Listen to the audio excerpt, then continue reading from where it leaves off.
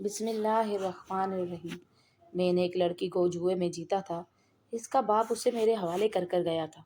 وہ لڑکی عبایا پہنے ہوئے تھی اور پردہ دار تھی۔ وہ مسلسل روتی جا رہی تھی۔ میں اسے اپنے گھر لے آیا، لیکن نہ جانے کیوں جب جب میں اس لڑکی کے قریب جانا چاہتا تھا، کوئی اندیکھی قوت مجھے روکتی تھی۔ لیکن مجھے اس کی آنکھوں کو دیکھ کر یہ اندازہ ہو گیا تھا کہ وہ لڑکی بہت خوبصورت تھی۔ میں اسے دیکھنا چاہتا تھا۔ جیسے ہی میں اس کے کمرے میں داخل ہوا اور اس کے قریب بیٹھا، اور وہ لڑکی بہت رو رہی تھی۔ اس کی ہچکیاں بن گئی تھی۔ روتے روتے وہیں ایک کرسی پر بیٹھ گئی تھی۔ میں نے اس کے ہاتھ سے پکڑنا چاہا تو وہ لرز کر پیچھے ہٹی۔ میں نے اس سے کہا کہ میں تمہیں کچھ نہیں کہتا۔ تم ایسا کرو کہ چلو گاڑی میں میرے ساتھ بیٹھو۔ تم یقین رکھو میں تمہارے ساتھ کچھ نہیں کروں گا۔ میں تمہیں کوئی نقصان نہیں پہنچاؤں گا۔ خاموشی سے میرے ساتھ چلو۔ یہ مت بھولو کہ تمہارے باپ نے تمہیں جوئے میں ہارا ہے اور تم اب میری ملکیت ہو۔ تمہیں اب میرا سارا کہنا ماننا پڑے گا۔ میری اس بات پر وہ ایک بار پھر سے پھوٹ پھوٹ کر رو دی تھی۔ ایسا کیا تھا جو اسے رلا رہا تھا؟ یہ اذیت بھی تو کم نہ تھی کہ اسے اس کے باپ نے جوئے میں ہار دیا تھا۔ لیکن مجھے تو اس کی آنکھیں کچھ اور ہی بیان کرتی نظر آ رہی تھی۔ جب وہ کچھ دیر یوں ہی روتی رہی اور کچھ نہ بولی تو میں نے اس سے کہا کہ اٹھو اور گاڑی میں چلو۔ وہ میری پیروی کرتے ہوئے گاڑی تک آئی تھی اور آ کر گاڑی میں بیٹھ گئی۔ میں نے گاڑی اسٹارٹ کر دی اور اسے اپنے گھر تک لے آیا۔ میرا گھر بہت بڑا تھا، بہت عالیشان تھا۔ میرے گھر میں نوکر چاکر موجود تھے، لیکن وہ یہ سب کچھ دیکھ کر بالکل بھی حیران نہ ہوئی تھی۔ وہ خالی خالی آنکھوں سے دیکھ رہی تھی۔ اس نے ابھی تک عبایا نہیں اتارا تھا۔ میں یہی سوچ رہا تھا کہ یہ لڑکی اتنی پرہیزگار، اتنی پردے والی، اتنی با کردار کہ اپنی آنکھیں تک نہیں اٹھا پا رہی۔ اس نے ابھی تک مجھے آنکھ اٹھا کر نہیں دیکھا تھا۔ شکل سے کافی خوبصورت لگ رہی تھی۔ اس کے ہاتھ بھی دکھ رہے تھے اور اس کی آنکھیں بھی۔ اس کے ہاتھ کافی نرم و ملائم لگ رہے تھے۔ یوں لگ رہا تھا جیسے وہ بہت خوبصورت ہو۔ مجھے ایک پل کے لیے اسے دیکھنے کی چاہ ہوئی، لیکن میں نے ہمت نہ کی کہ میں اس کا نقاب اتار سکوں۔ وہ مکمل طور پر نقاب میں تھی۔ میں جب گھر میں داخل ہوا تو میرے ایک ملازمہ بھاگتی ہوئی میرے پاس آئی۔ اس سے پہلے بھی کچھ لڑکیاں میرے پاس آ کر رہ چکی تھیں اور اس کے لیے میں نے کافی بڑی بڑی قیمتیں ادا کی تھی۔ میں نے بہت کچھ کھویا تھا، لیکن اس بار مجھے کچھ ایسا نہیں لگ رہا تھا۔ وہ عورت میرے ساتھ آئی۔ میں نے اسے اشارہ کیا کہ اسے میرے کمرے میں لے جاؤ۔ وہ اسے کمرے میں لے گئی۔ وہ پردہ دار تھی اور میں بلا اجازت اور بلا دستک کے اس کے کمرے میں نہیں جا سکتا تھا۔ میں نے اپنے ملازمہ سے کہا کہ ایک ٹرے میں کھانا اور پانی لے کر اس کے لیے جاؤ، اور میں کچھ کپڑے لایا ہوں، یہ کپڑے بھی اسے دے دو۔ اس کے پاس کوئی کپڑے نہیں ہیں پہننے کے لیے۔ جو کپڑے میں بازار سے لایا تھا وہ بھی میں نے ملازمہ کے ہاتھ میں رکھ دیے۔ ملازمہ میرے حکم کی پیروی کرتے ہوئے کمرے میں جانے لگی۔ جب وہ واپس آئی تو میں نے اس سے پوچھا کہ وہ کیا کہتی ہے، کھانا کھا رہی ہے یا نہیں؟ تو ملازمہ کہنے لگی کہ نہیں، انہوں نے ابھی تک عبایا نہیں اتارا اور وہ بہت روئے جا رہی ہے۔ نہ کوئی بات کر رہی ہے، نہ کھا رہی ہے، نہ پی رہی ہے، بس روئے جا رہی ہے۔ یہ سن کر میں نے اس سے کہا کہ ٹھیک ہے، تم جاؤ اور کچن میں رات کے کھانے کا بندوبست کرو، میں اسے دیکھتا ہوں۔ میری بات سن کر ملازمہ سر جھکاتے ہوئے باہر چلی گئی۔ ملازمہ باہر گئی تو میں اس کے کمرے کے دروازے تک پہنچ گیا۔ اس سے پہلے کہ میں کمرے کا دروازہ خود کھولتا مجھے خیال آ گیا وہ تو عبایا میں تھی اور اس کا پردہ ہے، تو میں نے دروازہ کھٹکھٹانا شروع کر دیا۔ دوسری دستخط پر اس نے آواز دی اور پھر میں نے کہا کہ دروازہ کھولو۔ دروازہ کھلا تھا۔ میں نے جو ہی دروازے کو دھکیلا، دروازہ کھلتا چلا گیا۔ وہ بیڈ پر بیٹھی تھی، رو رہی تھی، شکست خوردہ تھی اور اس کے کندھے ڈھلکے ہوئے تھے، ابھی تک نقاب میں تھی۔ میں اس سے کچھ فاصلے پر ایک کرسی پر بیٹھ گیا۔ اس نے ابھی تک آنکھ اٹھا کر مجھے نہیں دیکھا تھا۔ میں نے اس سے کہا کہ تم کیوں رو رہی ہو؟ دیکھو، میں تمہیں کوئی نقصان نہیں پہنچانا چاہتا۔ تمہارا باپ میرے ہاتھوں تمہیں جوئے میں ہار چکا تھا، اور میں تو جوئے میں ہاری ہوئی تمام لڑکیوں کو اسی طرح کئی بار گھر لایا ہوں اور انہیں پھر بیچ دیا ہے، لیکن نہ جانے کیوں تمہیں دیکھ کر میرا دل ذرا موم سا ہو رہا ہے۔ تمہارا رونا مجھ سے دیکھا نہیں جا رہا۔ تم کیوں رو رہی ہو؟ تو وہ کہنے لگی کہ میرے قریب مت آنا، خدا کے لیے میرے قریب مت آنا، میں برداشت نہیں کر پاؤں گی، میں خود کو مار ڈالوں گی۔ وہ بے ساختہ بول اٹھی تھی۔ اس نے پہلی بار میری طرف دیکھ کر یہ باتیں کہی تھی اور اس کی آنکھوں میں کوئی دکھ تھا جو مجھے اندر تک جھنجھوڑ گیا تھا۔ اس کی باتوں میں، اس کے لہجے میں کوئی درد تو تھا جس نے مجھے جھنجھوڑ کر رکھ دیا تھا۔ میں نے اس سے کہا کہ ٹھیک ہے، میں تمہیں کچھ نہیں کہتا، آرام سے بیٹھو، پانی پیو۔ لیکن وہ پانی کیسے پیتی؟ وہ تو حجاب میں تھی۔ میں اس کا پردہ بھی نہیں اتارنے دے سکتا تھا۔ پھر میں نے اسے کہا کہ ابھی مجھے تم سے بات کرنی ہے، تم مجھ سے پردہ نہ اتارو، مجھے تمہاری یہ عادت پسند ہے۔ آج تک کسی لڑکی کو میں نے یوں نہیں دیکھا، آج تک جو بھی لڑکی میرے پاس آئی وہ بنا پردے کے تھی، یہاں تک کہ اس کا تو دوپٹہ بھی نہیں تھا۔ لیکن تمہارا حجاب دیکھ کر مجھے بہت اچھا لگا ہے، تم مجھے بتاؤ کہ تمہارے ساتھ کیا ہوا؟ تو وہ مجھے کہنے لگی، کیا آپ میری باتوں کا یقین کریں گے؟ میں نے اس سے کہا کہ میں کوشش کروں گا کہ تمہاری بات پر یقین کروں، تمہاری بات سچی ہوئی تو مجھے ضرور یقین آ جائے گا۔ میری بات سن کر وہ کچھ لمحے خاموش ہوئی، پھر کہنے لگی کہ میں اپنے باپ کی اکلوتی بیٹی ہوں۔ میری امی ابو اپنے خاندان کے سب سے بڑے تھے اور ان دونوں کو ایک دوسرے سے بے انتہا محبت تھی۔ وہ دونوں کزن تھے، اپنے اپنے بہن بھائیوں میں سب سے بڑے تھے، اسی لیے ان کی باتوں کا مان رکھا جاتا تھا، ہر بات میں انہی سے صلاح مشورہ لیا جاتا تھا۔ ان کی شادی ہوئی، 5 سال تک ان کی کوئی اولاد نہ ہوئی۔ 5 سال بعد ان کے یہاں میں پیدا ہوئی، لیکن میرے باپ کو ایک بیٹے کی تلاش تھی، ایک بیٹے کی ضرورت تھی۔ انہوں نے جب دیکھا کہ بیٹی ہوئی ہے تو انہوں نے مجھ سے اور میری ماں سے منہ موڑ لیا۔ گھر میں موجود ہوتے ہوئے بھی وہ ہمارے ساتھ نہیں ہوتے تھے۔ میں جیسے ہی پیدا ہوئی تھی انہوں نے گھر میں آنا بہت کم کر دیا تھا۔ چوری چھپے انہوں نے ڈرنک کرنا شروع کر دی اور جوا کھیلنا شروع کر دیا۔ ہمارے پاس دنیا کی ہر عیش و عشرت موجود تھی، ہمارے پاس سب کچھ موجود تھا، لیکن میرے باپ نے ایک ایک کر کے جوئے میں سب کچھ ہار دیا۔ ہمارے گھر کا سکون، ہمارے گھر کا تمام مال و متاع، تمام بزنس، تمام فیکٹری ایسی جوئے کی نظر ہو گئی۔ جب میں 3 سال کی ہوئی تو ہم بالکل کنگال ہو چکے تھے، ایک کرائے کے گھر میں آ چکے تھے۔ مکان کا مالک بہت سخت مزاج کا آدمی تھا، ہر مہینے پیسے وصول کرنے آ جاتا تھا۔ مجبوراً میری ماں کو ایک گھروں میں کام کرنا پڑتا تھا۔ میری ماں نے لوگوں کے گھروں میں برتن مانج کر اور راتوں کو بیٹھ کر سلائی کر کے میری فیس جمع کی اور گھر کا تمام کرایہ ادا کرتی رہی۔ میری ماں جو پیسے میرے باپ سے بچا کر رکھ لیتی وہ میری فیس کے کام آ جاتے، لیکن اکثر تو میرا باپ نشے اور جوئے کے لیے میری ماں سے سب کچھ چھین لیتا تھا۔ اس کے پاس ایک پھوٹی کوڑی بھی نہیں رہنے دیتا تھا۔ میری ماں نے ہمیشہ میرے باپ کو سمجھانے کی بہت کوشش کی تھی۔ جب وہ میرے باپ کو سمجھاتی، میرا باپ نشے میں دھت اسے مارنے لگتا۔ کئی بار تو یوں ہوا کہ ماں مار کھاتے کھاتے بے ہوش ہو جاتی، میرا باپ اسے مار کر گھر سے باہر نکل جاتا اور میں پیچھے ماں کو سنبھالتی۔ چھوٹی بچی تھی، اپنے باپ کا یہ رویہ دیکھتی تو ڈر سہم سی جاتی۔ جب میں 18 سال کی ہوئی تب میں کافی سمجھدار ہو گئی تھی۔ جن گھرانوں میں باپ کی حالت ایسی ہو اور گھر کا تمام نظام ماں چلاتی ہو، اس گھر کے بچے جلدی ہی بڑے ہو جاتے ہیں۔ میں بھی بچپن میں ہی بڑی ہو گئی تھی، لیکن حقیقت میں بڑے ہوتے ہوتے مجھے کچھ اور دکھ بھی سہنے تھے۔ میری ماں نے میرا میڈیکل میں ایڈمیشن کروا دیا تھا۔ میڈیکل کالج کی فیس بہت زیادہ تھی۔ میری ماں دن رات محنت کرتی اور پیسے جوڑ جوڑ کر میرے بیگ کے خفیہ خانے میں ہی رکھ دیتی، جہاں تک میرے باپ کی پہنچ نہ تھی۔ میرا بیگ تو وہ کھولنے سے رہے، کیونکہ وہ جانتے تھے کہ اس بیگ میں سوائے کاپیوں کے اور کچھ نہیں ہوتا۔ میری طرف تو ویسے بھی وہ دیکھنا گوارا نہ کرتے۔ میں ہمیشہ اپنا بیگ پکڑے اپنے سینے سے لگائے بیٹھی رہتی، کبھی کتابیں نکال کر پڑھنا شروع کر دیتی اور کبھی یوں ہی اپنے بیگ کے ساتھ لگ کر بیٹھی رہتی۔ محلے کی کوئی لڑکی میرے ساتھ بات نہ کرتی تھی، ہمارے تمام اپنوں نے ہمیں چھوڑ دیا تھا۔ وہ لوگ جو ہر بات پر امی ابو سے مشورہ لینے آتے تھے، اگر وہ کبھی بھولے سے ہمارے گھر آ بھی جاتے تو ہمیں بس تانے مار کر ہی جاتے تھے، ہمارے زخموں پر نمک چھڑک کر جاتے تھے۔ میں نے ہمیشہ سے اپنی ماں کو روتے دیکھا تھا۔ جب میں 18 سال کی ہوئی تو میں بہت خوبصورت ہو گئی تھی۔ ایک جوان اور خوبصورت لڑکی مجھے دیکھ دیکھ کر ماں کہیں کہیں گھنٹوں سوچنے میں لگ جاتی تھی۔ میں ان سے کہتی تھی کہ امی کیا سوچتی ہیں، کیوں اتنا اپنا سر کھپاتی رہتی ہیں؟ تو میری ماں کہتی، بیٹا تم خوبصورت اور جوان جہان لڑکی ہو، میں یہی سوچتی ہوں کہ کیسے تمہیں تمہارے باپ سے بچاؤں۔ اپنی ماں کی بات سن کر میں ہنسنے لگتی، کہتی بھلا اپنے باپ سے بھی کوئی کسی کو بچاتا ہے؟ تو وہ کہتی کہ جیسا تیرا باپ ہے ویسا باپ ہو تو مائیں اپنی بیٹیوں کو ضرور بچاتی ہیں۔ میری ماں کی یہ باتیں میرے سر پر سے گزر جاتی۔ انہیں میرے ہاتھ پیلے کرنے کی بہت جلدی تھی، لیکن انہیں مجھے ڈاکٹر بنانا تھا۔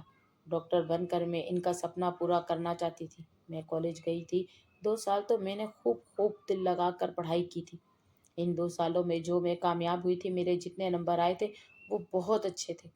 ٹیچرز بھی مجھ سے بہت خوش تھی۔ میں نے امی کو بتایا تو امی بھی بہت خوش ہوئیں۔ مجھے کچھ وظیفہ بھی مل گیا تھا۔ امی نے بھی مجھے محنت کرنا جاری رکھی اور تیسرا سال شروع ہو گیا۔ ایک روز اچانک ہی امی کی طبیعت خراب ہو گئی۔ जब मैंने अब्बा से कहा कि अब्बा अम्मी की तबीयत खराब है, उसे हॉस्पिटल लेकर जाएं, तो मेरे अब्बा ने मुझे डांट दिया, बल्कि कमरे में आकर मेरी माँ से पैसे मांगने लगे। मेरी माँ ने कहा कि मेरे पास फूटी कौड़ी नहीं है, मैं तुम्हारे लिए पैसे कहाँ से लाऊं।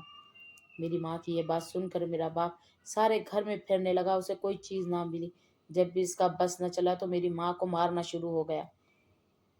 मैं अपने बाप को रोती रही, अपनी माँ को पिटता देखती रही, लेकिन मेरे बाप ने एक ना सुनी और मेरी माँ को मारता रहा। जब मेरी माँ मार खा खा कर बेहोश होने लगी तो मेरे बाप ने मेरी माँ को एक साइड पे धक्का दिया। इसका सर एक दीवार से लगा और इसके सर से खून बहने लगा। ये देखकर मेरा बाप खुले दरवाजे से भागकर घर से चला गया। अपनी माँ को इस हालत में देखकर मैं रोने लगी, चीखने लगी और चिल्लाने लगी।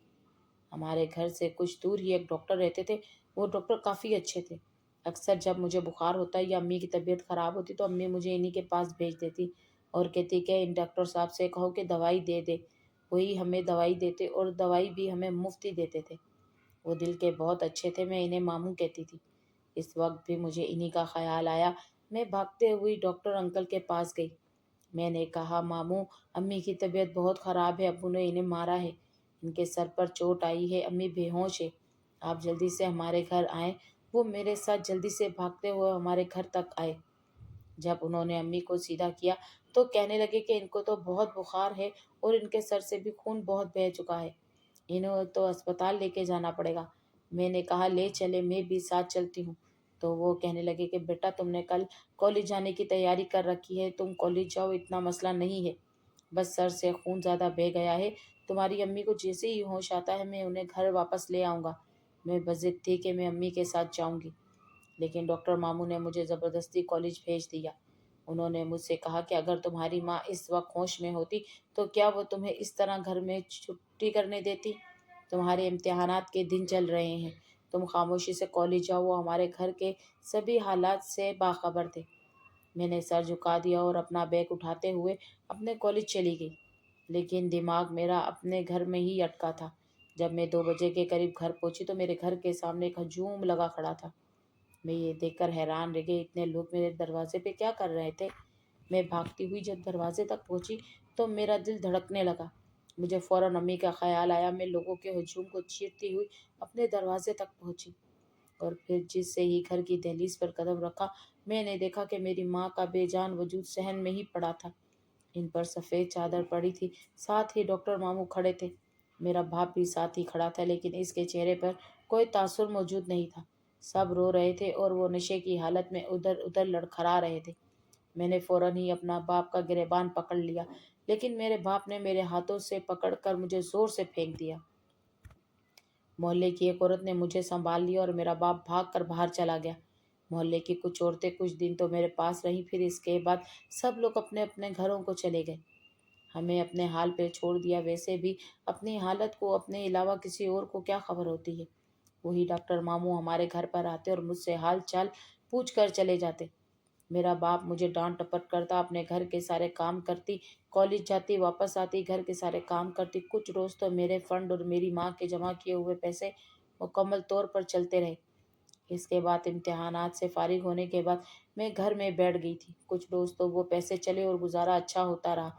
इसके बाद जब घर में बिल्कुल फाकों की नौबत आई तो मैंने अपने बाप से कहा। मेरा बाप अब मुझे पीटने लगा था, कहने लगा कि मेरे पास फूटी कौड़ी नहीं है, दफ़ा हो जाओ कहीं मेरी नज़रों से।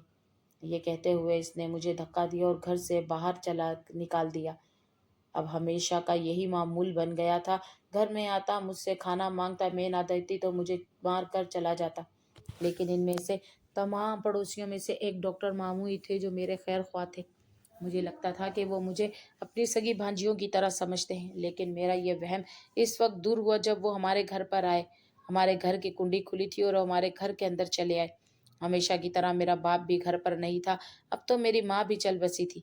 अब इनका रोज़ रोज़ आना जाना था। मैंने इनसे कहा, मामू आज अब्बू ने मुझे बहुत मारा है, मेरे कंधे पे चोट आई है और मेरे कंधे पर बहुत दर्द हो रहा है, कोई दवाई हो तो मुझे ला दें। कहने लगे कि दवाई की क्या ज़रूरत है, तुम खुद ब खुद सेट हो जाओगी। आज इनकी नज़रें कुछ और ही कह रही थी। मुझसे कहने लगे कि मेरे करीब आओ। इनकी ये बात सुनकर मैं हक्का बक्का रह गई थी। ये वो क्या बात कर रहे थे। मैंने कहा, क्या मतलब। تو وہ میرے قریب آئے اور میرا ہاتھ پکڑ لیا۔ آج ان کی آنکھیں کچھ اور ہی کہہ رہی تھی۔ میں یہ دیکھ کر خوف زدہ ہو گئی تھی، میرے آنکھوں سے آنسو بہنے لگے تھے۔ میں چیخنے لگی تو اس نے میرا منہ پر ہاتھ رکھ دیا اور مجھ پر زبردستی کرنے لگا۔ میں رونے لگی، چیخنے لگی، لیکن میرے منہ پر وہ ہاتھ رکھ چکے تھے اور میرا منہ بند ہو گیا تھا۔ چیخوں کی آوازیں بھی باہر نہیں جا رہی تھی۔ کافی کوشش کے بعد میں نے اسے دھکا دیا اور باہر نکل آئی۔ میں نے باہر آ کر چیخنا چلانا شروع کر دیا۔ میں گھر سے باہر نکل پڑی۔ ہمسائے کے کچھ لوگ باہر موجود تھے۔ مجھے اس حالت میں دیکھ کر میرے قریب آئے۔ میں ہمیشہ ابائے میں ہوتی تھی، لیکن آج میں بے پردہ گھر سے باہر نکل چکی تھی۔ وہ لوگ میرے قریب آئے اور کہنے لگے، کیا ہوا؟ میں نے روتے جھجکتے ان سے کہا کہ ڈاکٹر ماموں میرے ساتھ غلط کرنا چاہتے ہیں۔ میری یہ بات سن کر وہ سب لوگ ڈاکٹر پر ٹوٹ پڑے تھے، لیکن ڈاکٹر کہنے لگا کہ ایسی بات نہیں ہے، اس نے تو مجھ سے کہا تھا کہ میری طبیعت خراب ہے، میں اس کا ہاتھ چیک کرنے آیا تھا اور یہ خود ہی ایسے ہی مجھ پر کئی بار ڈورے ڈال چکی ہے، اور یہ اب جب میں نے اس کی بات نہ مانی تو اس نے یہ ڈرامہ رچانا شروع کر دیا۔ محلے کے لوگ یہ بات سن کر حیرانگی سے کبھی مجھے دیکھتے اور کبھی ڈاکٹر ماموں کو دیکھتے۔ میری آنکھوں سے آنسو بہنے لگے تھے۔ اپنے کردار پر ایسی واہیات بات میں کیسے برداشت کر سکتی تھی؟ رونے لگی، بے بسی سے میرے صرف آنسو ہی بہنے لگے تھے۔ مجھے یقین ہی نہیں آ رہا تھا کہ اتنے لوگوں میں میرے کردار پر انگلی اٹھائی جا رہی ہے۔ خیر، بات کو رفع دفع کر کے ڈاکٹر کو اپنے گھر بھیج دیا گیا اور مجھے اپنے گھر آ کر میں بہت روئی۔ مجھے اب آہستہ آہستہ سمجھ آنے لگا تھا کہ میری ماں مجھے میرے باپ سے اور تمام لوگوں سے کیوں چھپا کر رکھتی تھی۔ وہ جانتی تھی کہ بیٹیاں جب بڑی ہو جائے تو پھر ان پر زمین تنگ ہو جاتی ہے۔ میں رو رہی تھی۔ میں نے گھر کی کنڈی لگا لی۔ جب رات ہوئی میرا باپ دروازے پہ آ کے دروازہ پیٹنے لگا۔ میں نے پوچھا، کون؟ تو میرا باپ کہنے لگا، تمہارا باپ ہوں، دروازہ کھولو۔ میں نے جلدی سے دروازہ کھولا اور اپنے باپ سے کہنے لگی، آپ کہاں تھے؟ آپ کیوں مجھے چھوڑ کر چلے گئے تھے؟ تو ہمیشہ کی طرح اس نے میرے منہ پر تھپڑ دے مارا اور کہنے لگا کہ بس ذات چلی گئی نا اپنی ماں پر، لوگوں سے آنکھ مٹک کے کرتی ہے۔ آج میں نے سنا ہے محلے میں جو باتیں ہو رہی تھی، جو ڈاکٹر کو تو نے بلایا اور اس پہ بہتان لگایا، میں سب جان چکا ہوں۔ محلے کے لوگوں نے مجھے سب کچھ بتا دیا ہے۔ خبردار میرے سامنے مگرمچھ کے آنسو نہ بہا۔ وہ نشے میں دھت لڑکھڑاتے ہوئے اپنی لڑکھڑاتی زبان سے بول رہے تھے۔ اپنے باپ کی یہ بات سن کر میں رو رہی تھی۔ وہ لڑکی بتاتے بتاتے پھوٹ پھوٹ کر رونے لگی۔ میں نے بھی اسے رونے دیا۔ میں چاہتا تھا کہ وہ اپنا سارا دکھ درد میرے سامنے بول دے تاکہ اس کے دل پر موجود بوجھ ہلکا ہو جائے۔ تھوڑی دیر رونے کے بعد پھر کہنے لگی کہ میرے باپ کو میری کچھ فکر نہیں تھی۔ وہ ساری رات میں نے روتے گزار دی۔ دوسرا دن چڑھ آیا۔ میرا بابا آدھے دن تک گھر میں سوتا رہا۔ 3 دن سے میں نے کچھ نہ کھایا تھا۔ پھر میرا باپ عصر کے وقت اٹھا اور ایک بار پھر سے کہیں چلا گیا۔ جب واپس آیا تو کہنے لگا کہ اٹھو اور تیار ہو جاؤ، تمہیں اب اس گھر میں نہیں رہنا، اٹھ اور میرے ساتھ چل۔ میں یہ سن کر حیران ہو گئی۔ کہنے لگی کہ آپ کیا کہہ رہے ہیں؟ تو مجھ سے کہنے لگا کہ بکواس نہ کر، خاموشی سے اٹھ کر میرے ساتھ چل۔ اب میں اپنے سر پر یہ بدنامی کے کالک نہیں اٹھا سکتا، لوگوں کے تانے نہیں سن سکتا۔ اٹھ اور میرے ساتھ چل، خاموشی سے چل ورنہ مار ڈالوں گا تجھے۔ اپنے باپ کی دھمکی سے خوف کھاتے ہوئے میں نے بس ابایا ہی پہنا۔ وہ میرے ہاتھ سے کھینچتے ہوئے مجھے آپ کے پاس لے آئے۔ اب ہر ایک شخص مجھے اپنی عزت کا پیاسا مرد ایک درندہ انسان لگتا ہے۔ آپ کو دیکھ کر بھی میں اسی وجہ سے رو رہی تھی۔ میں نہیں چاہتی میری عزت پہ کوئی حرف بھی آئے۔ میں نہیں چاہتی میرا پردہ مجھ سے دور ہو جائے۔ یہ پردہ میری زینت ہے، یہ پردہ مجھے میری ماں نے دیا ہے۔ آج جب میرے باپ نے مجھے آپ کے حوالے کیا تو یہ بات مجھ پر واضح ہو گئی کہ میری ماں مجھے میرے باپ سے اور دوسری دنیا سے کیوں بچا کر رکھتی تھی۔ اسی وجہ سے کہ میرا باپ مجھے جوئے میں ہار جائے گا اور دنیا کے لوگ درندے ہیں، اپنی درندگی مجھ پر جھاڑیں گے۔ اس کی یہ بات سن کر میری آنکھوں میں آنسو آ گئے۔ وہ کہنے لگی، خدارا مجھ پر رحم کرے، میرے قریب مت آئیں، میں اپنے آپ کو مار ڈالوں گی، میں اپنی عزت پر ایک حرف برداشت نہیں کر پاؤں گی۔ وہ روتے روتے ہچکیوں میں آ گئی تھی۔ اس کی زبانی کہانی سن کر مجھے رونا آ گیا تھا۔ مجھ جیسا سخت انسان جس نے جوئے میں اپنی اتنی قیمت ہاری تھی، اتنا سب کچھ گنوایا تھا اور اتنی ساری لڑکیوں کی میں نے عزت خراب کی تھی۔ مجھے اس لڑکی پہ بہت رحم آنے لگا۔ میں نے اس سے کہا، تم مت رو، جو تم نے رونا تھا وہ رو لیا، اب یقین کرو میں تمہیں کبھی نہیں رونے دوں گا۔ میں نے اسے ایک پانی کا گلاس پکڑایا اور اس کے کمرے سے باہر نکل آیا۔ اس کی کہانی واقعی میں دکھی تھی۔ آج پہلی بار مجھے احساس ہو رہا تھا کہ عورت کی عزت کتنی نازک ہوتی ہے، اور عورت خود کتنی نازک ہوتی ہے۔ وہ 18 سالہ معصوم سی لڑکی تھی اور مجھ سے رحم کی بھیک مانگ رہی تھی، وہ جو اپنی عزت وہاں سے بچا کر آئی تھی۔ یہاں پر میں نے اس کی عزت کو تار تار کیسے کر دیتا۔ میں نے اس سے کہا، تم فکر نہ کرو، تمہارے ساتھ ایسا کچھ نہیں ہوگا، تم عزت کی زندگی جیو گی۔ کافی دیر سوچنے کے بعد میں نے ایک بار پھر ان کے دروازے پر دستک دی، اور پھر میں نے اس سے کہا، کیا تم مجھ سے نکاح کرو گی؟ بظاہر میں تم سے عمر میں 10 سال بڑا ہوں۔ میں 28 سال کا تھا اور وہ 18 سال کی۔ وہ خاموش ہو گئی، کچھ دیر سوچنے کے بعد کہنے لگی، اگر آپ مجھے واقعی میں عزت دینا چاہتے ہیں، واقعی میں مجھ سے ہمیشہ کے لیے نکاح کا بندھن رکھنا چاہتے ہیں، تو میں آپ سے نکاح کر لینے کے تیار ہوں۔ اب تو میرے باپ سے کوئی رشتہ نہیں رہا، میں آپ سے شادی کرنے کے لیے راضی ہوں۔ اس کی یہ بات سن کر میں نے اس سے کہا کہ ٹھیک ہے، کل تیار رہنا، میں گواہوں اور قاضی صاحب کا بندوبست کر دوں گا۔ میری بات پر اس نے سر جھکا دیا۔ میں نے اس سے کہا کہ تم عبایا اتار کر کپڑے تبدیل کر سکتی ہو، تم دھیان رکھنا تمہارے پردے کا مکمل انتظام ہوگا۔ تم چاہو گی تو تمہارے کمرے میں بلا اجازت کوئی نہیں آئے گا، یہاں تک کہ میں بھی نہیں اور ملازمہ بھی نہیں۔ میری یہ بات سن کر اس نے سر جھکا دیا۔ پھر وہ کہنے لگی کہ ٹھیک ہے، اگر یہاں میری عزت محفوظ ہے اور آپ واقعی میں مجھے عزت دے کر مجھ سے شادی کرنا چاہتے ہیں، تو میں اس بات کے لیے راضی ہوں۔ مجھے اس کی سعادت مندی پر رشک آیا تھا۔ میں اس کے کمرے سے باہر چلا گیا۔ وہ رات یوں ہی گزری، اور پھر دوسری روز صبح ہی صبح میں نے قاضی اور گواہوں کا بندوبست کیا۔ اسی گھر میں میرا نکاح ہوا اور پردے میں ہی اس سے نکاح پوچھا گیا، اس سے دستخط لیے گئے۔ میں اسے پا کر بہت پرسکون میں تھا۔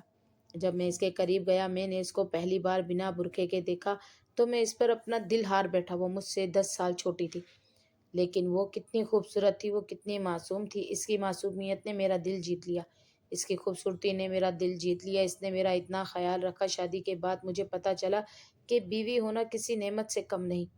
مجھے آج بھی جوئے کی لت تھی، لیکن وہ مجھ سے کہتی تھی کہ عباس بس کریں اور جوا مت کھیلیں، مجھے آپ کی یہ عادت بالکل بھی پسند نہیں۔ میں نہیں چاہتی میری طرح ایک اور لڑکی ایسے ہی کسی جوئے میں ہار جائے۔ اس کی بات سن کر میں خاموش ہو جاتا۔ کچھ عرصے بعد اس کی طبیعت خراب ہوئی۔ میں نے ڈاکٹر کو بلایا۔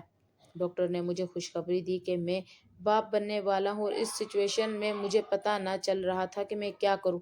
ایک چیز نے مجھے جھنجھوڑ کر رکھ دیا تھا۔ میں سوچنے لگا، اگر میری بیٹی ہوئی اور اس کا حال بھی میری بیوی کے جیسا ہوا تو پھر؟ اگر میں جوا نہ چھوڑوں گا تو شاید ایسے ہی ہو جائے گا، ایک اور لڑکی ایسے ہی جوئے میں ہار جائے گی۔ میں نے اپنی خواہش پر اب جوا چھوڑ چکا ہوں۔ جو کچھ میں نے کھویا وہ بہت ہے، اور اب جو میں نے پا لیا تھا وہ سب سے بھاری تھا۔ آج میں 50 سال کا ہو چکا ہوں اور میری بیوی 40 سال کی۔ آج ہماری بیٹی اپنے گھر کی ہو گئی ہے۔ آج میرے دل سے ایک بوجھ اتر گیا ہے۔ اگر شاید اس وقت میں اپنے جوئے کو نہ چھوڑتا تو ہو سکتا تھا کہ آج میری بیٹی بھی یوں ہی کسی جواری کے اڈے پر موجود ہوتی، جس طرح میری بیوی میرے پاس تھی۔ میری بیوی سعادت مند اور خوش اخلاق تھی۔ اس نے میری زندگی واقعی میں جنت بنا دی۔ آج میں خدا کے حضور شکر گزار ہوں کہ اس نے مجھے اس قدر سلیقہ شعر بیوی عطا کی۔